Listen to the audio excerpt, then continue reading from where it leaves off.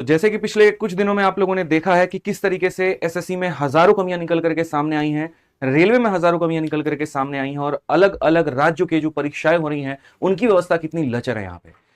किस तरीके से यहां पर आपको एग्जाम के नाम पर धोखा दिया जा रहा है, किस तरीके से कैलेंडर निकालने के बाद भी यहां पर परीक्षा नहीं हो रही है, और सेंटर ऐसे तबेले में दिया जा रहा है जहां पर इंसान पेपर देने के बजाय मुझे लग रहा है जाकर के टूर करके आ रहा है। भारत के अलग अलग राज्यों में आपको भ्रमण कराया जा रहा है। उसके ऊपर में तमाम तरह की बातें हम सारे के सारे कर चुके हैं। क्या लचर व्यवस्था इस सिस्टम की, उसके बारे में भी आपको बता चुके हैं। महीने भर से हम लोग बहुत शांतिपूर्ण तरीके से हम लोगों ने ट्वीट भी किया, सरकार को अपनी बात पहुंचाई, लोकल एमपी एमएलए डीएम हम सब ने उनको ज्ञापन भी दी, बातें भी की, लेकिन कहीं पर दूर दूर तक पूरे देश में उसके खिलाफ कोई भी सुनवाई नहीं हुई।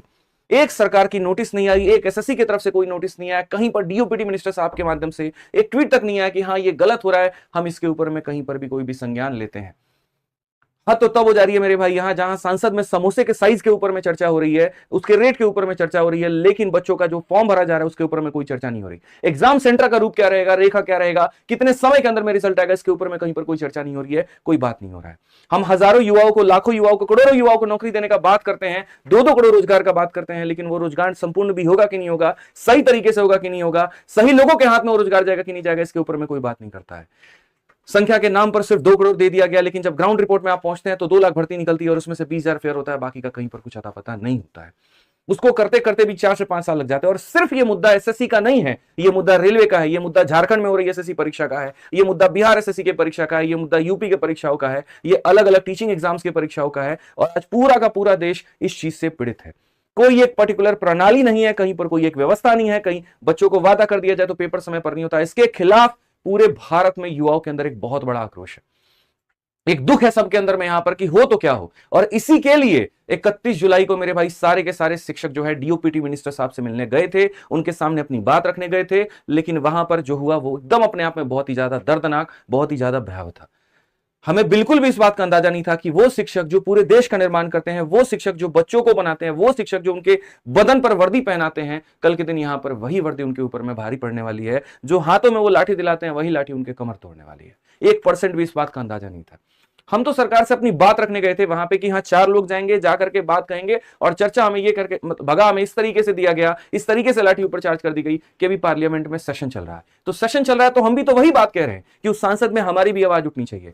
सांसद में जो लोग बैठे उनको चुन करके किसने भेजा? मैंने भेजा, आपने भेजा, हम सब ने मिलकर के भेजा। और किस लिए भेजा? कि समोसा के साइज के ऊपर में चर्चा हो, या फिर हमारा जो हक है उसके ऊपर में चर्चा हो। किस बात के ऊपर में चर्चा हो? इतने समय के अंदर में एक भी यहां पर जो है मिनट नहीं दिया गया संसद के अंदर में इस मुद्दे के ऊपर में। क्या यह मुद्दा जरूरी नहीं है? यह मुद्दा आज भारत का सबसे बड़ा मुद्दा बन चुका है, जिसको लेकर के हर नेशनल मीडिया, हर सोशल मीडिया, हर व्यक्ति ट्वीट बना रहा है, वीडियोस बना रहा है, टैग कर रहा है यहां पे, और सरकार के कान तक अभी तक एक जू नहीं रंगी है।